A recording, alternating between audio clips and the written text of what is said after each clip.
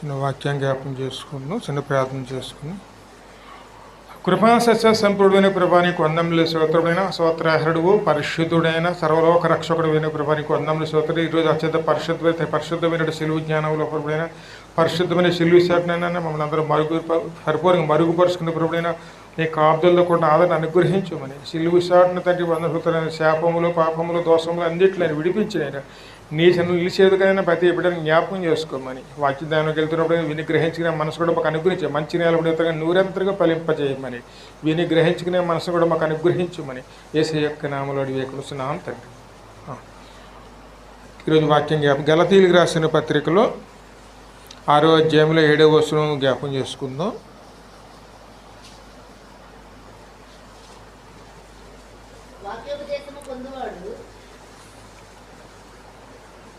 ఆరో అధ్యాయము 7వ వచనం 8వ వచనం. మోసపోకుడి దేవుడు ఎక్కిరింపబడడు. మనుషుడు ఏమి విత్తునో ఆ పంటనే కోయును.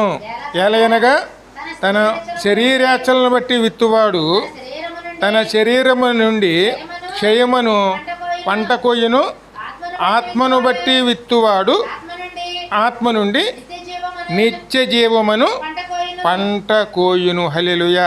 ఎందుకంటే మనం ఏ విత్తనాలు వేస్తే అదే ఫలాలు పొందుకుంటాం. ఎందుకంటే అంత్యదినాల్లోకి వచ్చేసాము మనం. ఇప్పుడు అంత్యదినాల్లో మరి ప్రభు మాట్లాడుతున్న మాట, మోసపోకుడి దేవుడు ఎక్కిరించబడు. ఎందుకంటే ఈ లోకంలో 2 విధాలుగా జీవిస్తారండి, ఆత్మానుసారంగా శరీరానుసారంగా. ఆత్మానుసారంగా జీవించే వాళ్ళు ఉంటారు, శరీరానుసారంగా జీవించే వాళ్ళు కూడా ఉంటారండి. కానీ మనం ఏదైతే చేస్తున్నామో, ఏ విత్తనాలు అయితే వేస్తున్నామో ఆ పంట మాత్రమే కోస్తామండి. ఎందుకంటే మనం విత్తింది ఒకటిని కోసేది ఒకటి ఉండదండి. అందుకే మనం ఫలాలు పొందుకునేటప్పుడు కూడా మనం ఏ క్రియలతో జీవిస్తున్నామో, ఏ క్రియల్లో అయితే మనం జీవిస్తున్నామో ఆ ఫలాలనే మనం కోస్తామండి. ఎందుకంటే మనం వాక్యానికి విరుద్ధంగా లోకంలో జీవిస్తూ మన దేవుని యొద్ద మనం మంచి ఫలాలు పొందుకోవాలని ఆశపడితే అటువంటి ఆశ ఏమవుతుంది? ఖచ్చితంగా అడి ఆశ అయిపోతుంది. అందుకే దేవుడు అంటున్నాడు, మోసపోకుడి దేవుడు ఎక్కిరించబడడు. ప్రతి ఒక్క విషయంలో కూడాను మన జీవించే విధానంలోనూ వాక్యానుసారంగా ఉన్నప్పుడు అటువంటి ఫలాలని దేవుడు మనకు ఖచ్చితంగా ఇస్తారండి. ఒకసారి మన వాక్యంలో ఇంకా ముందుకు చూడండి. రోమీయుల్లో 2వ అధ్యాయం 6 నుంచి 10 వరకు చదువు.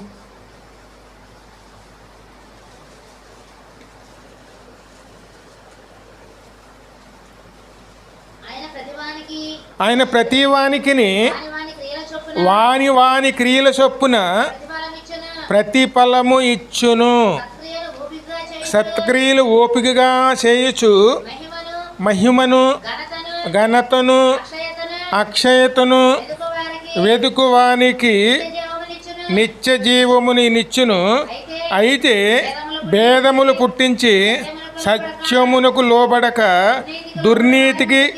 దుర్నీతికి లోబడి వారి మీదకి దేవుని ఉగ్రతయు రౌద్రమును వచ్చును. దుష్కారం చేయ ప్రతి మనుషుని ఆత్మకు మొదట యూదునికి గ్రీసు దేశానికి కూడా శ్రమయు వేదనయు కలుగును. ఎందుకంటే ఇక్కడ మన దేవుడి బిడ్డలమని చెప్పి వాళ్ళు అన్యులు అని చెప్పి దేవునికి భేదాలు ఉండవండి. ఏ విత్తనాలు వేస్తే ఆ ఫలాలు వస్తాయండి. ఎందుకంటే అందరి మీద సూర్యుడు రశ్మికి అందరికి కూడా దేవుడు ఇస్తున్నాడు, అందరికీ వర్షం ఇస్తున్నాడు. ప్రకృతిలో ఉన్నదంతా కూడా అందరికీ సమానంగా దేవుడు ఇస్తున్నాడు. అదేవిధంగాను మనం చేసే ప్రతి క్రియ కూడాను దేవునికి ఇష్టంగా ఉంటే అదే విధంగాను దేవుని ఆశీర్వాదం కూడా అదే విధంగా ఉంటుందండి. వారు దేవుడు నమ్ముకున్నవారా నమ్ముకునేవారా లేకపోతే అన్యులా లేకపోతే వీళ్ళ వాళ్ళని దేవుడు చూడండి. ఖచ్చితంగాను అందరిలో ఏమి చూస్తున్నాడు? ఆయన పరిశుద్ధతలో ఉండాలని, జీవించాలని. మనం ఎక్కడ జీవిస్తున్నామో అక్కడే అండి. ఎందుకంటే ఇక్కడ వాక్యానుసారంగా ఉందనుకోండి, ముందు ఓర్పు సహనం ప్రేమ కలిగి ఉంటామండి. కానీ అలా కాకుండా శరీరానుసారంగా ఉన్నామనుకోండి, మొట్టమొదటి మనలో ఏమొస్తాయి? భేదాలు, కోపాలు, విమతాలు అన్ని రకాలవి కూడాను మనం ఉన్న చోట ఏలుబడి చేస్తాయండి. కుటుంబంలో అయినా సరే, పనిచేసే చోటైనా సరే, బయటైనా సరే మనం వాక్యాన్ని విరుద్ధంగా జీవిస్తుంటే మాత్రం అక్కడ మొట్టమొదటి వచ్చేది ఏమిటి? ఖచ్చితంగా భేదాలండి. అంటే దేవునికి విరుద్ధంగాను. అక్కడ దేవునితో మనం విభేదిస్తాం, అలాగే మనం ఉన్నవారితో కూడా మనం ఖచ్చితంగా విభేదాలు ఇస్తామండి. అటువంటి వారి మీద దేవుని కోపం వస్తుందండి. అందుకే దేవుని ఉగ్రత ఎవరి మీదకి వస్తుంది? అటువంటి వారి మీదకేనండి. అందుకే మొట్టమొదటి దేవుని ఆశీర్వాదాలు కావాలంటే ముందు మనం జీవించే విధానాన్ని వాక్యానుసారంగా ఉండటానికి మొట్టమొదటి మనం దాన్ని సరి చేసుకుని నడుచుకునే వారునే ఉండాలి. ఎందుకంటే ప్రతిఫలం ఇచ్చేది ఎవరు? దేవుడేనా. ఎందుకంటే ఈ లోకాధిపతి ఎందుకంటే పరలోకాధిపతి ఎవరు? ఖచ్చితంగా యేసయ్యనండి. ఆయన వద్ద నుంచే మన ప్రతిఫలాలు వస్తాయండి. ఎందుకంటే పరలోకానికి సంబంధించిన ప్రభు దగ్గరే అని ప్రతి ఒక్క ప్రతిఫలం కూడాను ఆయన వద్దే ఉంటుంది. అందుకే మొట్టమొదటి మనం చూడవలసింది ఆయనకి అనుకూలంగాను ఇక్కడ మనకి ఆశీర్వాదకరంగాను ఉండటానికి ప్రయాసపడేవారునే ఉండాలండి. ఇంకా ముందు 10 వరకు చదువు.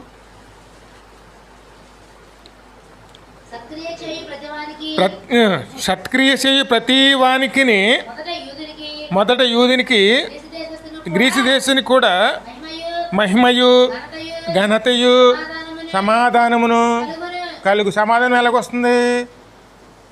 సత్క్రియ అండి. దాని ఉన్నసాడు ఎప్పుడు ఓర్పు కలిగి, సహనము కలిగి, ప్రేమ కలిగి, వాక్యాన్ని ముందు పెట్టుకుని మనం జీవిస్తున్నంతకాలం కూడాను దేవుని ఆశీర్వాదం అనేది మన ముందు ఏలుబడి చేస్తూనే ఉంటుందండి. అలా కాకుండా మనం అక్కడ ఓర్పు లేని వారిమై కలహాలు, భేదాలు, విమతాలు ఇవన్నీ పెట్టుకున్నాం అనుకోండి, సనుగుళ్ళు ఇవన్నీ పెట్టుకున్నాం అనుకోండి, దేవుని ఉగ్రత ఖచ్చితంగా ఏలుబడి చేస్తారు. వాళ్ళు దేవుని నమ్ముకున్నారా నమ్ముకోలేదా అనేది అక్కడ ఉండదండి. అక్కడ యూదునికైనా సరే అదేవిధంగాను అక్కడ ఉన్నటువంటి అన్యులైనటువంటి గలతీయులకైనా సరే ఎవరికైనా సరే అక్కడ ఒకటే తీర్పు అండి.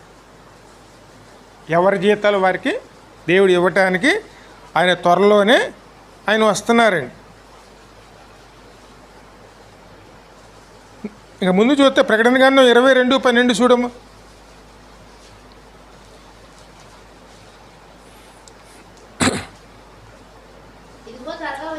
ఇదిగో నేను త్వరలా వచ్చేస్తున్నాను, వాని క్రియ చొప్పున ప్రతి వానికి ఇచ్చుటకు నేను సిద్ధపరిచిన జీతము నా యొద్ద ఉన్నది. ఇక్కడ మనం ఏం పని చేసినా సరే దానికి ప్రతిఫలం అనేది ఆయన ఇస్తారండి. వాక్యానుసారంగా ఉన్నాం అనుకోండి అటువంటి ఫలాలు వస్తాయండి. అలాగే దేవునికి విరుద్ధంగా ఉన్నాం అనుకోండి ఆ ఫలాలే మనం పొందుకో. ఎందుకంటే మనం ఏ విత్తనం వేస్తే ఆ పంటే కోసుకోవాలండి. అందుకే జీవించే విధానం ఎప్పుడు కూడాను వాక్యానుసారంగా ఉండటానికి చూసుకోవాలండి. ఎందుకంటే ఇక స్పష్టంగా వాక్యంలోనే కనపడుతుంది చూడండి. ఆమె లేవీకాండం చూడము 26వ అధ్యాయంలోను.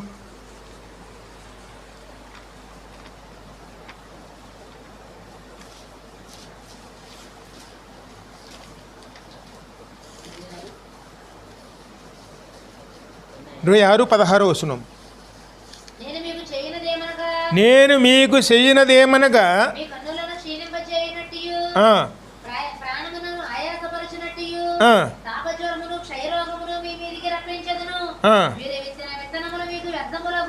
ఎప్పుడైతే మనం దేవునికి విరుద్ధంగా ఆయన వాక్యానికి విరుద్ధంగా ఇక్కడ ఈ లోకంలో జీవించడానికి మొదలు పెడతామో అప్పుడు దేవుని యొద్ద నుంచి ఉగ్రత ఎలాగొస్తుంది? నేను మీకు చేయనదేమనగా మీ కన్నులను క్షీణింపచేయనట్టు, ప్రాణమును ఆయాసపరిచినట్టు, పాపజ్వరమును క్షయరోగమును మీ మీదకు రప్పించెదను. లోకమంతా ఉంటుందండి ఈ రోజుల్లో. మరి చూడండి ఎలా చిన్నపిల్లలు కానీ పెద్దవారి వరకు ఎలా జీవిస్తున్నారు. దేవుని నమ్ముకున్న బిడ్డల్లో కూడా 10% ప్రకారం అది దశమ భాగమే. ఎందుకంటే కొద్దిమందే దేవునికి కనపరిచే వారికి ఉంటారండి. వాక్యానికి విరుద్ధంగాను లేకపోతే ఇష్టానుసారంగాను అలా జీవిస్తే ఖచ్చితంగా దాని ఫలాలు ఎవరు తినాలి? ఎందుకంటే మనం కష్టపడ్డామంటే కష్టపడిన ఫలాలు ఎవరు తినాలండి? ఖచ్చితంగా మనమే తీసుకోవాలి. ఎందుకంటే మన పొలంలో విత్తనాలు వేసుకుంటే రేపు కోసుకొచ్చి దాన్ని తీసుకోవాల్సింది ఎవరు?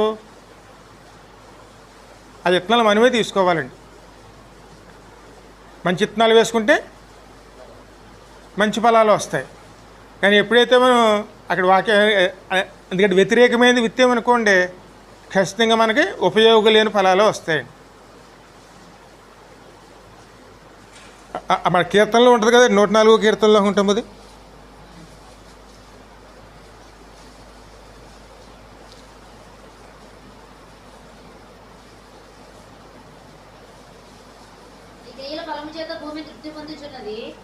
ఒక నిమిషం. ఆ వాక్యం 126 కీర్తనం 126 కీర్తన 5-6 వచనాలు. కన్నీళ్లు విడిచుచు విత్తువాడు సంతోషగానముతో పంట కోసెదరు. పిడికెడు విత్తనాలు చేత పట్టుకుని ఏడ్చుచు పోవు విత్తువాడు సంతోషగానము చేసు పనలు మోసుకొని వచ్చును. ఎప్పుడైతే వాక్యానుసారంగా మనం ఈ లోకంలో జీవిస్తున్నామంటే, ఎందుకంటే మనలో ఓర్పు సహనం ఏం చేస్తుంది, అవతల పరిస్థితులు ఎలాగున్నా సరే మనలో మనం దేవునిలో నిలుపుకుంటూ దేవుని సన్నిధానంలో నమ్మకంగా జీవించినప్పుడు మొదట్లో మనం అలా ఉన్నప్పుడు మన బాధ కలిగే ఉంటుంది. కానీ ఆ తర్వాత వచ్చే ఫలితాలు ఎలాగుంటాయి, కన్నీళ్ళు విడిచిస్తూ విత్తుకున్నవాడు కడకి సంతోషగానములతోనూ పంట కోసుకునేవారుగా ఉంటారండి. ఎందుకంటే మొదట మనం అవమానపడవచ్చు, లేకపోతే రకరకాల ఇబ్బందులు కలగవచ్చు, నిందలు పడవచ్చు, ఎన్ని రకాలుగా మన ఇబ్బందులు పడినా సరే అక్కడ మనం ఓర్పు కలిగి ఉంటే, సహనం కలిగి ఉంటే ఖచ్చితంగాను దాని ప్రతిఫలం ఎవరి దగ్గర వస్తుందండి. అందుకే మన అందరూ తెలుసు కదా, లాజరు ధనవంతుడి కథ.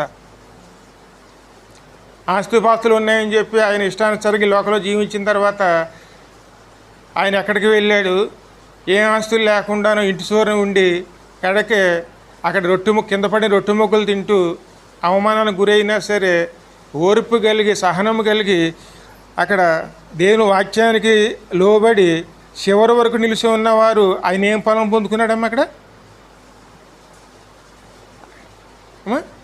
ఈ లోకంలో ఉన్నంతసేపు లాజరు ఎప్పుడు కష్టపడ్డాడు, కనుక ఆయన ఒంటి మీద గాయాలు కుక్కలు కూడా నాకినాయి. ఎవరి దగ్గర ప్రతిఫలాలు అంటే అక్కడ ఎవరు సహాయం చేయలేదండి. ఆ విధంగానే ఉన్నాడు. అయినా సరే దేవుని విడిచిపెట్టకుండా దేవుని నమ్మకంగా ఉన్నాడు. లోకంలో కష్టాలు వచ్చినా సరే ఆయన ఆ కష్టాలు భరించుకుంటూ వచ్చాడు. కానీ అదే సమయంలోనూ అక్కడ ఉన్నట్టు ధనవంతుడు ఆయన కూడా దేవుణ్ణి నమ్ముకున్నవాడే, కానీ ఏనాడు దేవుడిని అక్కడ కనపరుచుకునేవాడు కాదండి. తన పనులు తాను చూసుకుంటూ గడిపేసేవాడండి. ఎప్పుడు తన పనులు తాను తన పనుల మీద దృష్టి ఉండేది, కానీ వాక్యానుసారంగా ఎప్పుడు కూడా ఆయన ఆ క్రియలు చేసినట్టు కనపడదండి. ఇద్దరు కూడా దేవుని సన్నిధికి చేరుకున్నారు. ఇద్దరు ఎక్కడెక్కడికి వెళ్ళారు, ఈ లోకంలో కష్టపడి దేవుని నమ్మకంగా ఉండి తన నమ్మకాన్ని విడిచిపెట్టకుండా ఉన్నవాడు ఖచ్చితంగా పరలోకం వెళ్ళి అబ్రహాము రొమ్మున అనుకున్నాడండి. కానీ ఈ లోకంలో సుఖపడి ఎందుకు శరీరానుసారంగా సుఖపడి దేవుని మహిమపరచకుండాను తన ఆస్తుపాస్తుల విషయాల్లోనే నమ్మకంగాను జీవించి కడకే ఈ లోకాన్ని విడిచిపెట్టిన తర్వాత ఆయన ఎక్కడికి వెళ్ళవలసి వచ్చిందండి, అగ్ని ఆరని పురుగు సావని చోటుకు వెళ్ళాడు. ఆ సమయంలో ఆయనే అంటున్నాడండి, నీ పక్కన ఉన్న లాజర్ను ఒక్కసారి నా యొద్దకు పంపించుము. ఎందుకంటే ఒక్క సుక్క నీరు తీసుకుని పట్టుకొచ్చి పంపించి నా దప్పిక తీర్చమని చెప్పి అబ్రహామును బతిమాలుకుంటాడు.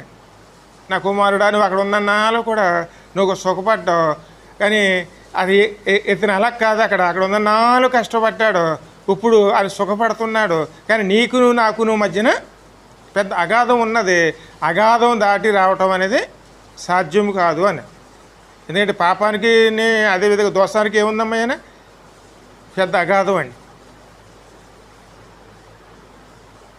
దేవుని క్రియలు పొందుకోవాలంటే మొట్టమొదట మనం వాక్యానుసారంగా జీవించేవారమే ఉండాలండి.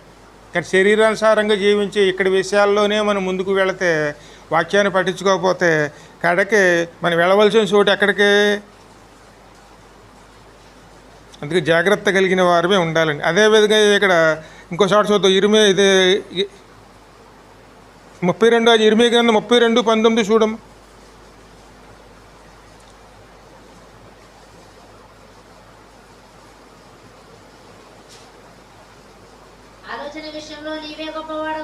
ఆలోచన విషయంలో నీవే గొప్పవాడు. ఇర్మియా గ్రంథం 32:19 అమ్మ.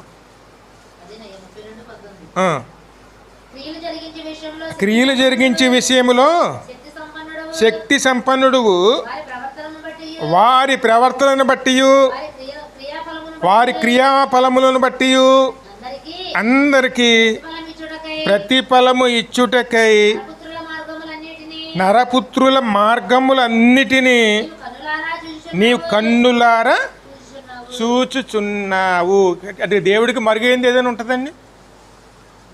మనం చేసే ప్రతి పని, ప్రతి ఆలోచన, ప్రతి క్రియ అవన్నీ కూడా దేవుని లెక్కలోకి వెళ్తాయండి. ఎందుకంటేనే మన నమ్మకంగా దేవుల్లో నివసిస్తున్నాం అనుకోండి, ఆయన మన దగ్గర ఎలాగుంటారంటే ఇందాక లేవీకాండం చదువుతుంది 26వ అధ్యాయంలోను.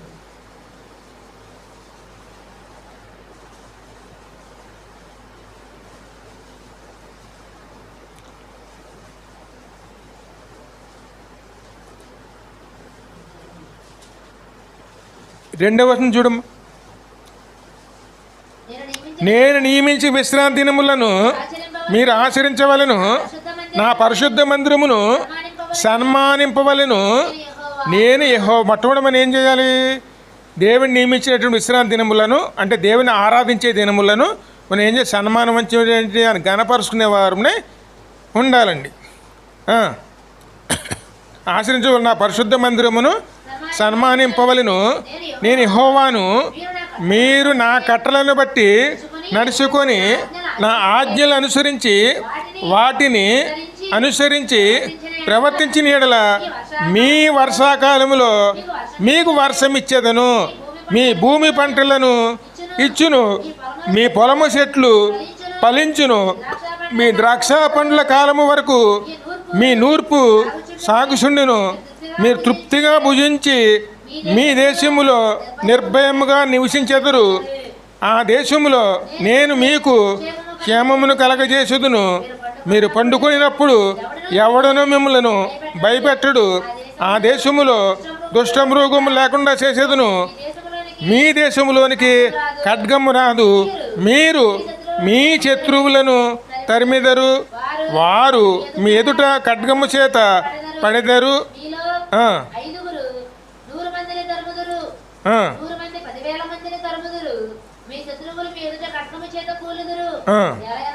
ఏలయనగా నేను మిమ్మల్ని కటాక్షించి మీకు సంతానం ఇచ్చి మిమ్ములను విస్తరింపజేసి మీతో నేను చేసిన నిబంధనను స్థాపించేదను. మీరు చాలా కాలము నిలవయ్యున్న పాతగిలిన ధాన్యమును తిందురు. కొత్తది వచ్చినను పాతది మిగిలియుండును. నా మందిరము మీ మధ్యనే ఉంచెదను. మీ యందు నా మనసు అసహ్యపడదు. నేను మీ మధ్య నడిచెదను, మీకు దేవుడినై ఉందును. ఇది ఎందుకంటే వాక్యానుసారంగా జీవిస్తే ఈ క్రియలు ఖచ్చితంగా జరుగుతాయండి. ఎందుకంటేనే ఇప్పుడు రోజులకేనే అంతకుముందు పూర్వం రోజులకి చాలా వ్యత్యాసం ఉందండి. ఆ రోజుల్లో ధాన్యం ఎప్పుడూ కూడాను, ఆ రోజుల్లో తొలకర ధాన్యాన్ని, అంటే మొట్టమొదటి వచ్చే ధాన్యాన్ని మళ్ళీ తొలకరు వచ్చే వరకు కూడాను ఇంట్లో దాచుకునేవాళ్ళం అండి, ఇంట్లో పక్కన పెట్టుకునేవాళ్ళం. ఆ రోజుల్లో కానీ ఆ వడ్లు మళ్ళీ కొత్త వడ్లు వచ్చే వరకు, అంటే మళ్ళీ యాసంకాలం కాకుండా మళ్ళీ వానాకాలం పంట వచ్చే వరకు కూడాను ఇంకా మిగిలి ఉండేవండి. మరి ఈ రోజులు ఎలాగైనా ఇప్పుడు ఏ రోజు 10 కేజీలు ఆ నెలలో కొనుక్కు 10 కేజీలు అన్న ఎక్కువ కొనగలము ఇప్పుడు ఈ రోజుల్లోనేమో. ఆ రోజుల్లో 10 బత్తాలు 20 బత్తాలు పక్కన పెట్టుకునేవాళ్ళం. ఈ రోజులు వచ్చేటోడికి 10 కేజీలు బియ్యం కొనుక్కోవడానికి కూడా మనం ఇబ్బందులు పడవలసి వస్తుందండి. కారణం ఏమిటి? ఆ రోజుల్లో ఉన్నటువంటి దేవుని మీద భయం ఈ రోజుల్లో లేదండి. ఆ రోజుల్లో దేవుడు అంటే భయం ఉండేది, పెద్దవాళ్ళు అంటే భయం ఉండేది, ఎప్పుడు కూడా సమాధానంగా ఉండేవాళ్ళం, సంతోషంతో జీవించేవాళ్ళం. ఈ రోజుల్లోనూ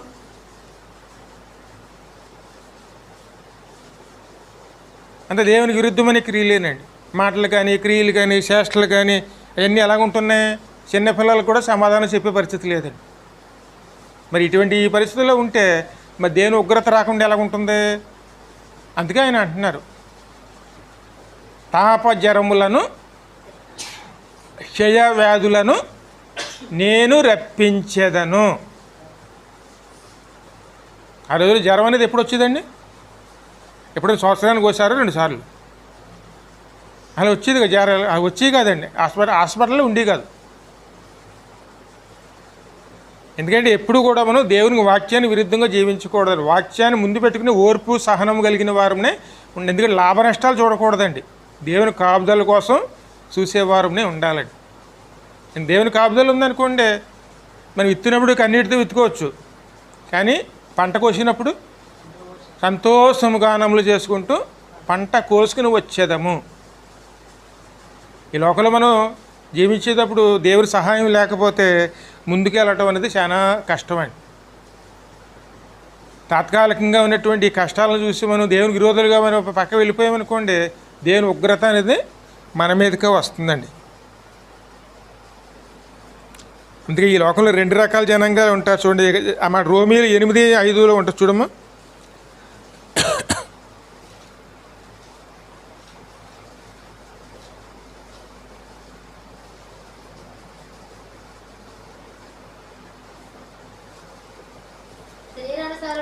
శరీరానుసారులు శరీర విషయముల మీదను మనసు ఉంతురు, శరీరానుసారమైన ఆత్మానుసారులు ఆత్మ విషయముల మీద మనసు నుంచుదురు.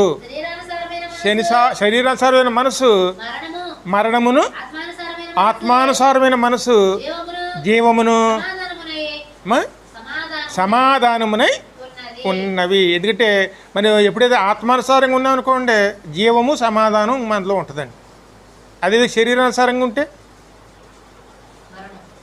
మరణం. అంటే మనం చేసి ప్రతి పనిలే కూడాను అది నష్టపోవడం జరుగుతుందండి. ఎందుకంటే అక్కడ దేవుని ఆశీర్వాదం లేదు. అందుకే మనలోంచి ఏమి రావాలి? దేవుని గణపరుచుకునేవాడి. అదే నా మందిరమును నా మందిరమును మీరు సన్మానించుడి అన్నాడు ఆయన. మరి సన్మానించడం అంటే ఏమిటి? ఎక్కువ విలువని ఇవ్వాలండి.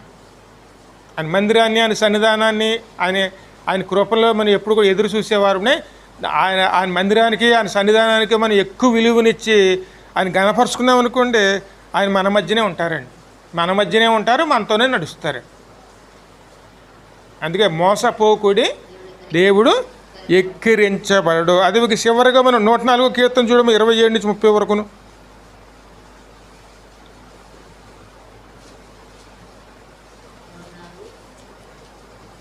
27-30 వరకు. తగిన కాలమునందు నీవు వాటికి ఆహారం ఇచ్చేదవని ప్రతిదీ నీ దయ కొరకు కనిపెట్టుచున్నవి. ఆకాశంలోని పక్షులన్నీ ప్రతి సమయం కూడా పొద్దున్న లేచిన కానీ సాయంకాలం వరకు ఎవరి మీద ఆధారపడతాయి? అన్ని దేవుని మీదేనండి. అక్కడికైనా ఆహారం దొరికిందనుకోండి, అక్కడ ఎన్ని వచ్చి వాళ్ళనే సరే ఆయన ఒకటికి పొడుచుకోవండి, అన్నీ సమానంగా తింటాయి. అలాగే మనుషులు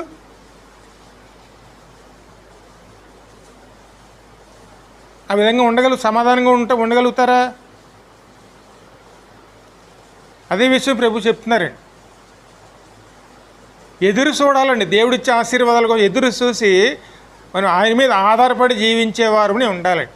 ఎందుకంటే నీవు వాటికి పెట్టినది అవి కూర్చుకొనును, నీవు గుప్పిడి విప్పగా అవి మంచి వాటిని తిని తృప్తిపరచబడును. ఎందుకంటే అవి ఒకదానికి ఒకటి అడ్డు రావండి. ఆ గింజలు అన్నిట్లు ఏం చేసుకుంటాయండి? అన్నీ సమకూర్చుకుని సమాధానంగాను అవి ఎప్పుడే తిన్నాయి అనుకోండి, కడుపు నిండింది అనుకోండి, శుభ్రంగా మరొకదానికి అడ్డు రాకుండా పక్క వెళ్ళిపోతాయండి. ఆ విధంగా మనుషులు ఉంటారా?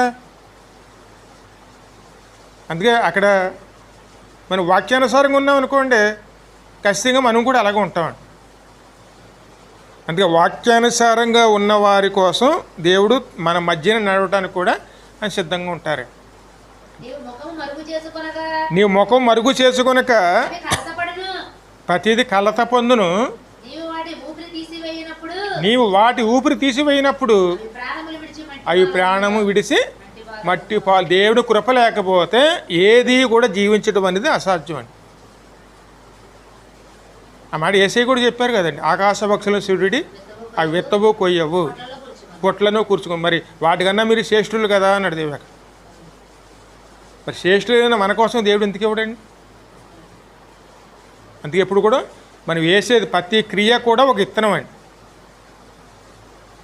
విత్తనాన్ని ఎలాగైతే ఫలాలు చూస్తామో మనం చేసే క్రియలు కూడా అలాగే ఫలాలు ఉంటాయండి.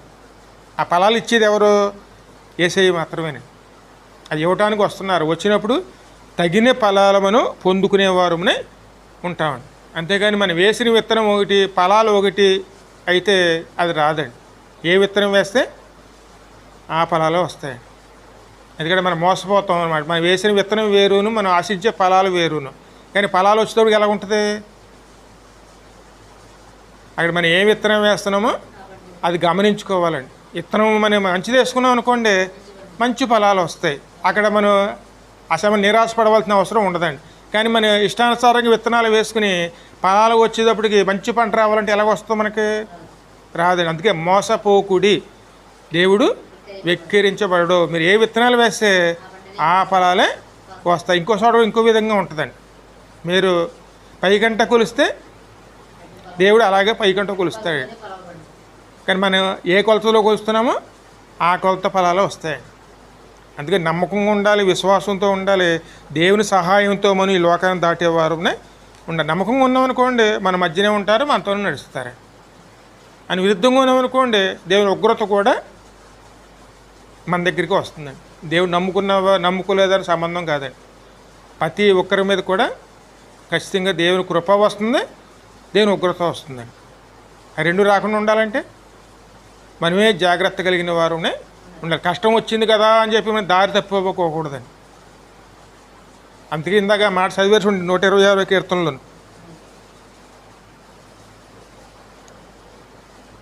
సరే మొదటి నుంచి చదువు. సియోనుకు తిరిగి వచ్చే వారిని యెహోవా చెరలో నుంచి రప్పించినప్పుడు మనం కలకలిగిన వారమై ఉంటుమే. మన నోటి నిండా నవ్వు ఉండెను, మన నాలుక ఆనందగానముతో. అప్పుడు యెహోవా వీరి కొరకు గొప్ప కార్యములు చేసినని అన్యజనులు చెప్పుకొనిరి. యెహోవా మన కొరకు గొప్ప కార్యములు చేసి ఉన్నాడు, మనము సంతోషభరితులమైతిమి.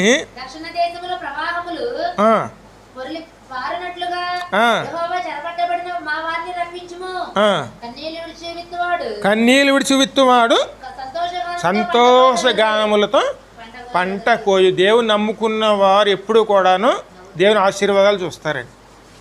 అందుకే నమ్ముకోవటం అంటే ఏమిటి? మనం చేసే ప్రతి పని కూడాను దేవునికి ఇష్టంగా ఉండాలండి. ఇష్టంగాను దేవుని ఆశీర్వించే విధంగా ఉండాలి. దేవుని మనం చేసే పనిని దేవుడు ఆశీర్వించాలండి.